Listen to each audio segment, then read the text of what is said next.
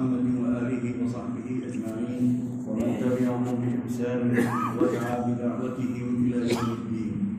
أما بعد، فأعوذ بالله من الشيطان الرجيم. بسم الله الرحمن الرحيم. يا أيها الذين آمنوا ادخلوا في السلم كافة ولا تتبعوا خطوات الشيطان إنه لكم عدو مبين. وقال: أفتؤمنون ببعض الكتاب وتكفرون ببعض فما جزاء من يفعل ذلك منكم إلا خزي في الحياة الدنيا ويوم القيامة يردون إلى أشد العذاب وما الله بغافل عما تعملون. صدق الله العظيم. محترم حضرات، سب سے پہلے تو ہمیں اللہ تعالیٰ کا شکر ادا کرنا چاہیے کہ اس نے ہمیں زندگی دی، صحت دی، توفیق دی کہ ہم اس کے گھر میں اس کے سامنے سجدہ کرنے کے لیے حاضر ہوئے ہیں. ورنہ ہم میں سے کتنے ہیں جو اس دنیا سے رخصت ہو گئے اور ان کو یہ جمعہ نہیں ملا. کتنے ایسے ہیں جو بیماری کی وجہ سے مسجد نہیں آ سکے، اور کتنے ایسے ہیں جو بدتوفیقی کی وجہ سے بازاروں میں گھوم رہے ہیں اور نماز چھوڑ رہے ہیں. تو اللہ تعالیٰ کا شکر ادا کرنا چاہیے. اس کا فضل و کرم ہے کہ ہم اپنے کام کا چھوڑ کر دوسری ضروریات ترک کر کے اس کے گھر میں حاضر ہوئے نماز کے لیے اور اس جمعے کی نماز کی ادائیگی کے لیے. حضرات، میں نے آپ کے سامنے قرآن کریم کی 2 آیتیں پڑھی ہیں. انہی 2 آیات کی روشنی میں اپنی کچھ گزارشات آپ حضرات کے سامنے رکھنا چاہوں گا. پہلی آیت میں اللہ تعالیٰ فرماتا ہے اور ایمان والوں کو مخاطب کرتے ہوئے فرماتا ہے: اے ایمان والو، ادخلوا فی السلم کافہ، اسلام میں پورے کے پورے داخل ہو جاؤ. دوسری آیت میں اللہ تعالیٰ فرماتا ہے، یہ آیت ذہن میں رہے کہ ہم سے جو مطالبہ کیا جا رہا ہے وہ اسلام میں پورے کے پورے داخل ہونے کا مطالبہ کیا جا رہا ہے. اور اسلام مجموعہ ہے عقائد کا، عبادات کا، معاملات کا، معاشرت کا، اخلاق کا. یہ مجموعہ ہے. یعنی ہمارا عقیدہ وہ ہو جو قرآن کریم اور احادیث میں بتایا گیا. ہماری عبادت کا طریقہ وہ ہو جو قرآن اور حدیث سے ہمیں معلوم ہوا. اور ہماری معاشرت وہی ہو جو قرآن اور حدیث میں بتائی گئی. ہمارے معاملات وہی ہوں جو قرآن و حدیث میں بتائے گئے. ہمارے اخلاق وہی ہوں جو قرآن و حدیث میں بتائے گئے. بقیہ جو مذاہب ہیں ان کے ہاں عقائد ملتے ہیں، عبادات ملتی ہیں، لیکن معاملات کے سلسلے میں، معاشرت کے سلسلے میں، اخلاق کے سلسلے میں وہ مذاہب کوئی رہنمائی نہیں کرتے ہیں، کیونکہ شریعت صرف اسلام کی دین ہے. یعنی زندگی گزارنے کا طریقہ، دستور، ضابطۂ حیات، یہ صرف اسلام کی نعمت ہے، اسلام کی دولت ہے، اسلام کی برکت ہے. اور اسلامی وہ تنہا مذہب ہے جو ان معاملات میں، جن کو ہم دنیاوی معاملات کہتے ہیں، دنیاوی امور کہتے ہیں، گھریلو مسائل کہتے ہیں، خاندانی مسائل کہتے ہیں، جن کا تعلق خرید و فروخت سے ہے، گھومنے اور پھرنے سے ہے، ملنے اور جلنے سے ہے، کھانے اور پینے سے ہے، اٹھنے اور بیٹھنے سے ہے، آنے اور جانے سے ہے. اس سلسلے میں صرف اسلام وہ واحد مذہب ہے جو ایک ایک چیز میں رہنمائی کرتا ہے. ایک چھوٹی سی بات میں آپ سے کہتا ہوں کہ اسلام کا یہ معاملہ یہ ہے کہ نبی علیہ السلام نے ہم کو یہ تک بتایا کہ اگر چھینک آئے تو ہمیں کیا کہنا ہے. ہم اگر بستر پر لیٹیں تو کس کروٹ ہمیں لیٹنا ہے. یہاں تک اسلام ہماری رہنمائی کرتا ہے اور ہمیں ہدایات دیتا ہے. دوسری آیت جو میں نے آپ کے سامنے پڑھی، پہلی آیت یاد رکھیے اور دوسری آیت دیکھیے، اور اس کے بعد جو ہمارے موجودہ حالات ہیں، جو اس ملک کی صورتحال ہے، جس ذلت اور رسوائی سے ہم دوچار ہیں، جس قسم پرسی کے ساتھ ہم جی رہے ہیں، وہ آپ کو اس کی وجہ خود سمجھ میں آ جائے گی. دوسری آیت میں بنی اسرائیل کو یعنی یہودیوں کو مخاطب کر کے کہا جا رہا ہے: افتؤمنون ببعض الکتاب، کیا تم آسمانی کتاب کے کچھ حصے پر ایمان رکھتے ہو، کچھ حصے پر عمل کرتے ہو، وتکفرون ببعض، اور ایک بڑا حصہ تم چھوڑ دیتے ہو کیونکہ تمہیں اس میں اپنا فائدہ نظر نہیں آتا، یا وہ حصہ ایسا ہے جو تمہاری خواہشات پر روک لگاتا ہے، کچھ تمہیں اس کے نقصان، مادی نقصان پہنچتا ہے، کچھ تمہارے مفادات کے راستے میں وہ حصہ حائل ہو جاتا ہے، رکاوٹ بن جاتا ہے۔ اس کے بعد دیکھیے اللہ تعالیٰ کیا فرما رہا ہے، فَمَا جَزَاءُ مَن يَفْعَلُ ذَلِكَ مِنكُمْ إِلَّا خِزْيٌ فِي الْحَيَاةِ الدُّنْيَا۔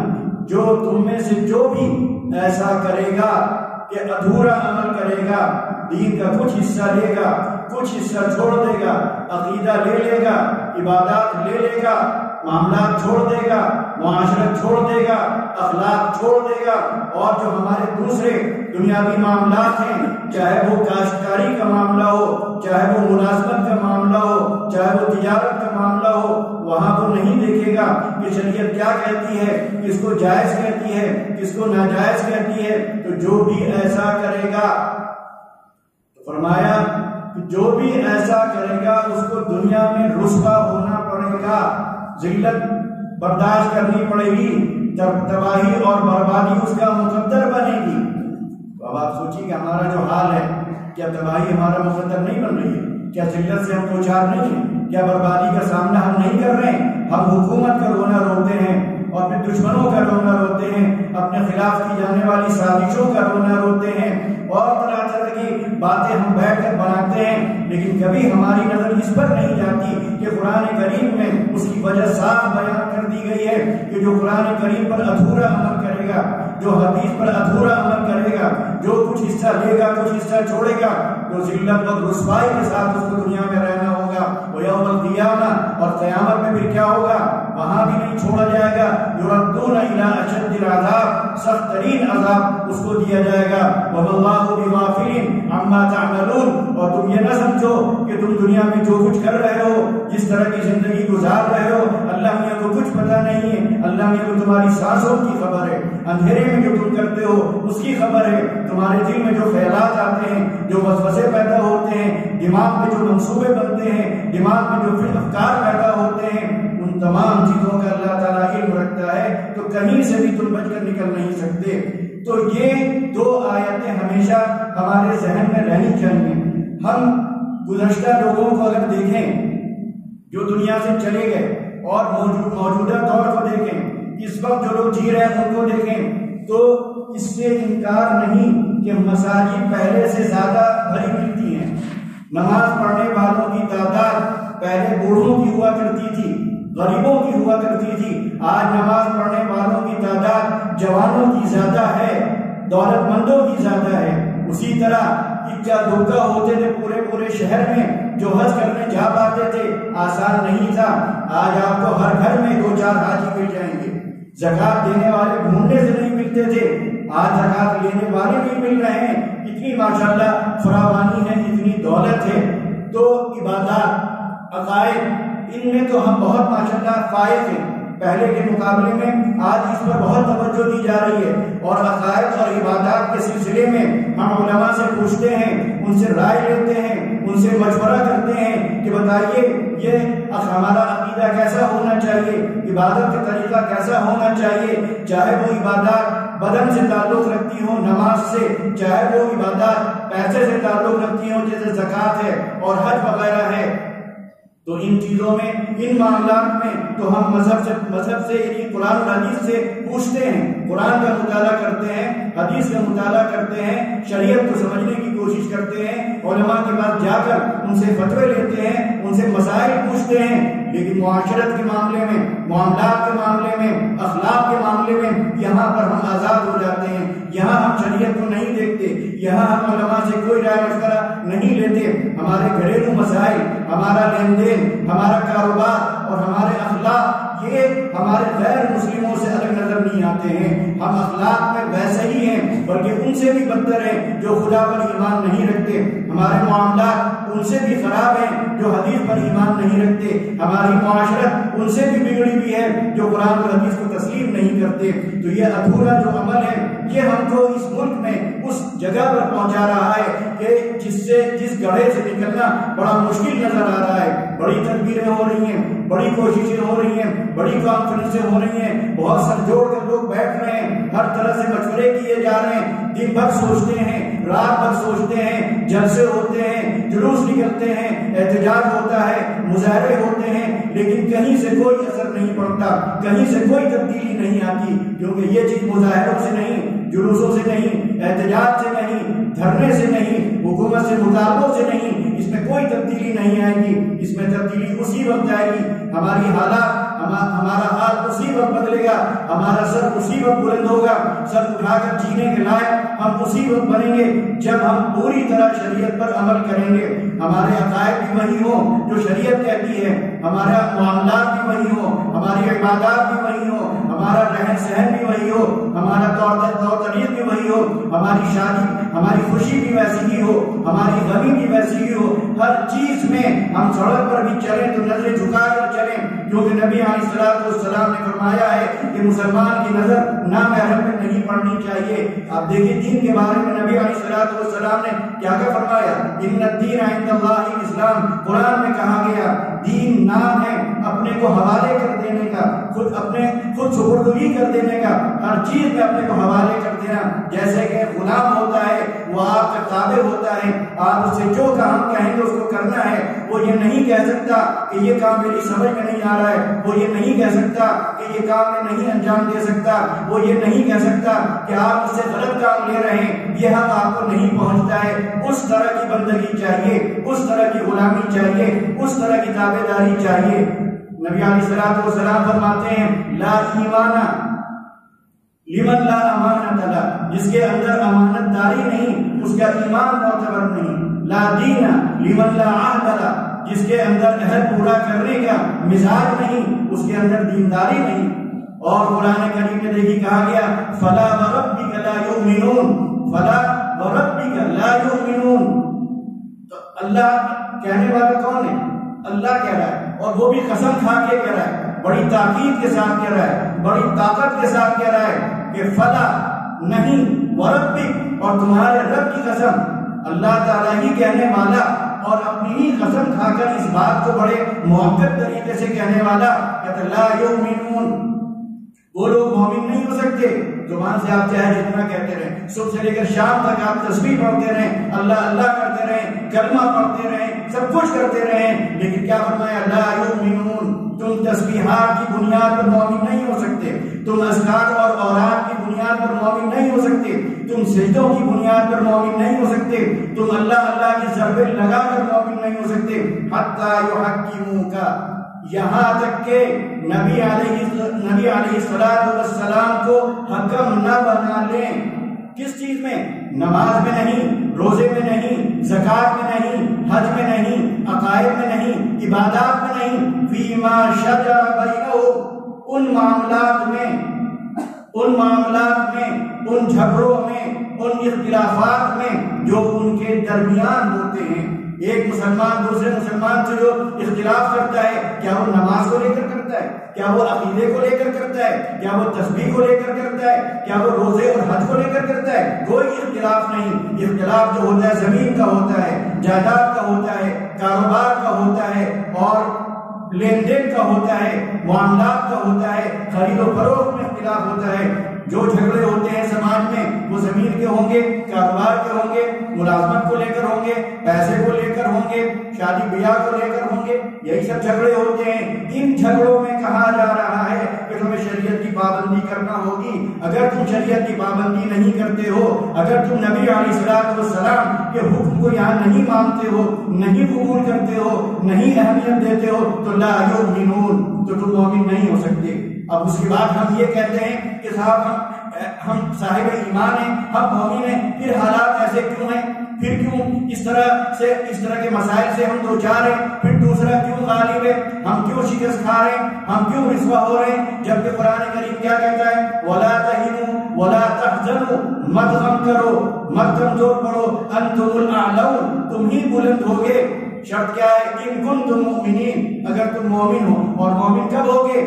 حدیث شریف میں دیکھیے کیا کہا گیا، نبی علیہ السلام نے فرمایا لا یؤمن احدکم، تم میں سے کوئی شخص مومن نہیں ہو سکتا حتی اکون احب الیہ، یہاں تک کہ میں اس کو زیادہ محبوب نہ ہو جاؤں اس کی اولاد سے، اور اس کے ماں باپ سے۔ دوسرے موقع پر آپ نے فرمایا لا یؤمن احدکم، تم میں سے کوئی شخص مومن نہیں ہو سکتا حتی یکون ہواہ تبعا لما جئت بہ، یہاں تک کہ اس کی خواہشات میری لائی کی تعلیمات کے مطابق نہ ہو جائیں۔ تو عمل تو بڑی چیز ہے، ہماری خواہش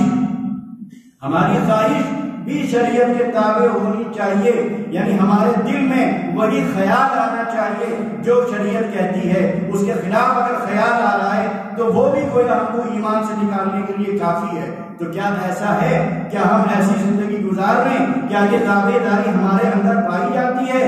کیا جیسا آپ نے فرمایا اکمل المؤمنین ایمانا، تم میں سب سے کامل مومن وہ ہے احسنہم خلقا، جس کے اخلاق سب سے اچھے ہو۔ کیا ہمارے اخلاق اچھے ہیں؟ نبی علیہ السلام کی قرآن کریم میں بہت سی صفات بیان کی جا سکتی ہیں، لیکن اللہ تعالیٰ نے قرآن کریم میں آپ کے اوصاف میں سے جس وصف کو منتخب کیا وہ یہ کہ انک لعلی خلق عظیم، کہ آپ اخلاق کی بلند ترین سطح پر فائز تھے۔ آج ہم اپنا جائزہ لیں اپنے معاشرے کا، اپنے سماج کا، اپنے گرد و پیش کا، تو اخلاقی طور پر سب سے پست نظر آئیں گے ہم۔ یورپ ہم سے اخلاق میں بہتر، ہمارے غیر مسلم بھائی ہم سے اخلاق میں بہتر، لیکن ہم اخلاق میں اگر دیکھیں، آپ محلوں کا جائزہ لیجئے، خاندانوں کا جائزہ لیجئے، نوجوان نسل کا جائزہ لیجئے، بچوں کا جائزہ لیجئے، کیا وہ اخلاق نظر آتے ہیں جن اخلاق کی تعلیم نبی علیہ السلام نے دی ہے؟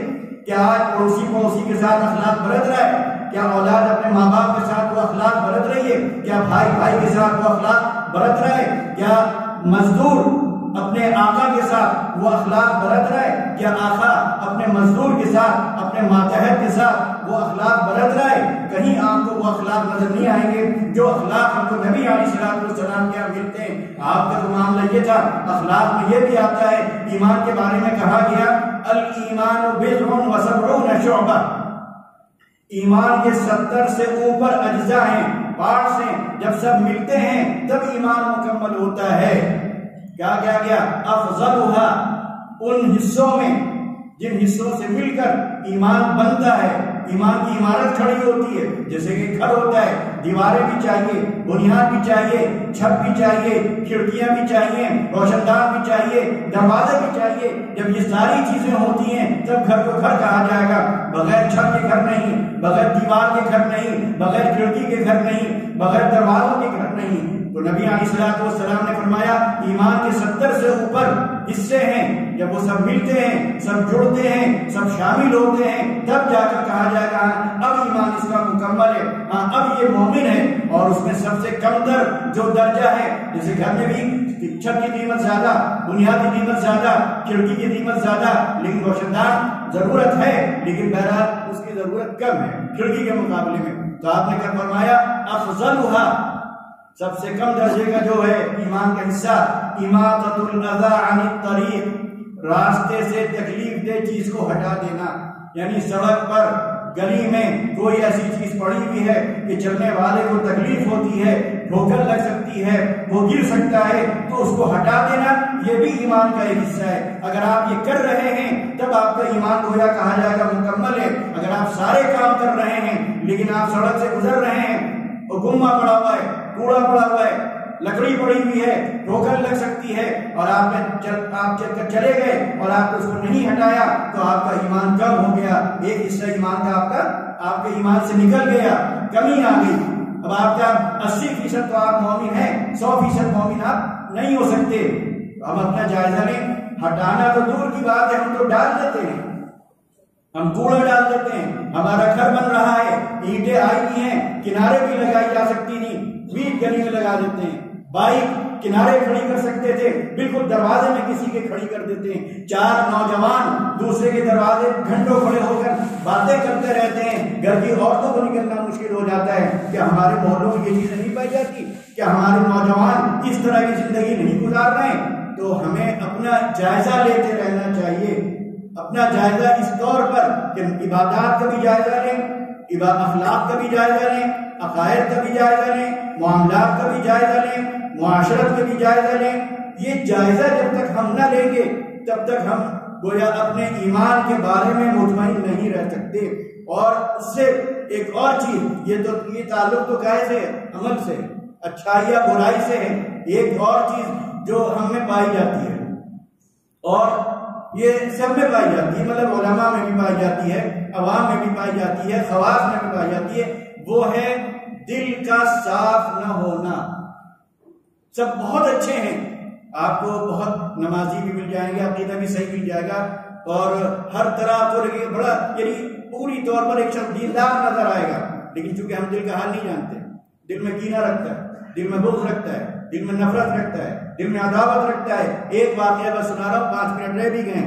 نبی علیہ الصلوۃ والسلام صحابہ کرام رضوان اللہ علیہم اجمعین کے ساتھ بیٹھے ہوئے تھے، ایک صحابی گزرے، آپ نے صحابہ رضی اللہ تعالی عنہم کو مخاطب کرتے ہوئے کہا کہ اگر زندگی میں کسی کو جنتی دیکھنا ہو تو ان کو دیکھ لو۔ یا آپ کس سے کہہ رہے ہیں؟ عام آدمی سے نہیں کہہ رہے ہیں، ان سے کہہ رہے ہیں جو سب کچھ جنتی ہوں گے، بلکہ ان سے کہہ رہے ہیں کہ اگر جنتی دیکھنا ہو چلتا پھرتا تو ان کو دیکھ لو۔ صحابہ کرام کو بڑا تعجب ہوا کہ آخر یہ خوشخبری، یہ بشارت آپ نے ہمیں نہیں دی، ان کو دی۔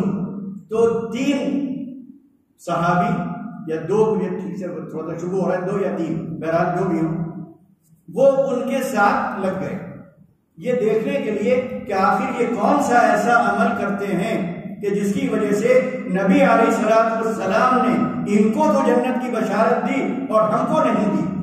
3 دن ان کے ساتھ رہے بغیر یہ بتائے ہوئے کہ ہم آپ کا جائزہ لے رہے ہیں یا آپ کا سروے کر رہے ہیں یا آپ کی جانچ کر رہے ہیں۔ صبح بھی ساتھ، سوتے میں بھی ساتھ، کہیں جا رہے ہیں تب بھی ساتھ، کھانا کھا رہے ہیں تب بھی ساتھ، بچوں سے مل رہے ہیں تب بھی ساتھ، دکان پہ بیٹھے ہیں تب بھی ساتھ، بیچ رہے ہیں تب بھی ساتھ، خرید رہے ہیں تب بھی ساتھ۔ 3 دن ساتھ رہنے کے بعد مجبور ہو گئے اور ان کو بلا کر کہا کہ اب ہم آپ کو بتاتے ہیں کہ ہم آپ کے ساتھ 3 دن سے کیوں ہیں۔ انہوں نے کہا کہ بھائی بتائیے۔ کہنے لگے نبی علیہ الصلوۃ والسلام نے آپ کو جنت کی بشارت دی، ہمیں فکر ہوئی کہ آخر وہ کون سا عمل ہے جو آپ کرتے ہیں اور ہم نہیں کرتے، کیونکہ وہ بشارت ہمیں نہیں ملی۔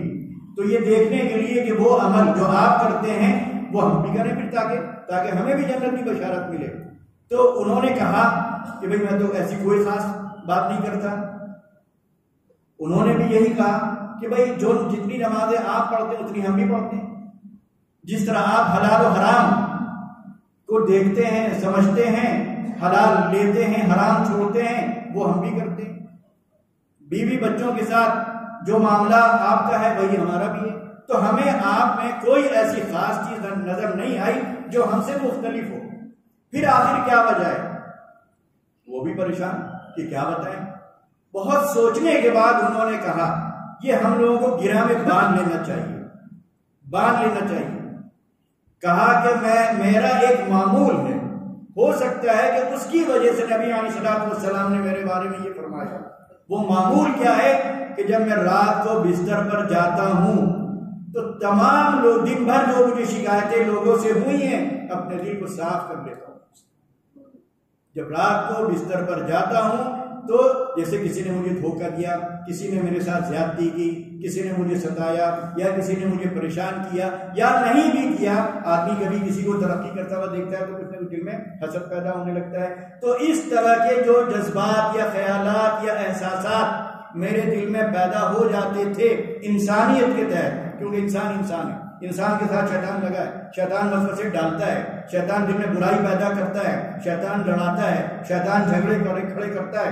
تو شیطان کے چنگل سے نکلنا آسان نہیں ہے، شیطان کے حملے ہوتے رہتے ہیں، تو وہ ہوتے ہیں مجھ پر بھی، لیکن جب میں بستر پر جاتا ہوں تو میں اپنے دل کو سب کی طرف سے صاف کر لیتا ہوں، سب کو معاف کر دیتا ہوں۔ شاید یہ وہ عمل تو بظاہر بہت چھوٹا سا عمل نظر آتا ہے، لیکن اس عمل پر جنت کی بشارت مل رہی ہے۔ تو اس سے معلوم ہوا کہ ایک مومن کا دل اس میں حسد نہیں ہونا چاہیے، اس میں کسی مسلمان کے لیے کینہ نہیں ہونا چاہیے۔ المؤمن للمؤمن کالبنیان، المؤمن للمؤمن کالبنیان یشد بعضه بعضا۔ مومن کو کہا گیا مومن کے لیے ایسا ہی ہے جیسے کہ ایک بلڈنگ ہوتی ہے، ایک عمارت ہوتی ہے، عمارت کا ہر حصہ دوسرے کو مضبوطی عطا کرتا ہے۔ اسی طرح آپ نے فرمایا کہ مومن ایک جسم کی طرح ہے، ایک جسم کی طرح ہے. اگر پاؤں میں کانٹا چبھتا ہے تو آنکھ سے آنسو ٹپکتا ہے. کتنا فاصلہ ہے؟ 6 فٹ کا فاصلہ ہے پاؤں کے انگوٹھے میں اور آپ کے ماتھے کے لگی ہوئی آنکھ میں 6 فٹ کا فاصلہ یا 5.5 فٹ کا فاصلہ. اس کے بعد ایک چھوٹا سا کانٹا آپ کے انگوٹھے میں چبھتا ہے، پاؤں میں آنکھوں سے آنسو ٹپکتا ہے. کیا جوڑ ہے؟ یہ آپ نے مثال دی کہ جس طرح پاؤں کی تکلیف آنکھ محسوس کرتی ہے، دماغ محسوس کرتا ہے، دل محسوس کرتا ہے، اسی طرح ایک مسلمان کو ہونا چاہیے کہ اس کا کوئی مسلمان اگر کسی تکلیف میں مبتلا ہے، کسی پریشانی میں مبتلا ہے، کسی آفت کا شکار ہے تو دوسرے مسلمان کو چین سے سونا نہیں چاہیے، اس کو سکون کی نیند نہیں آنی چاہیے.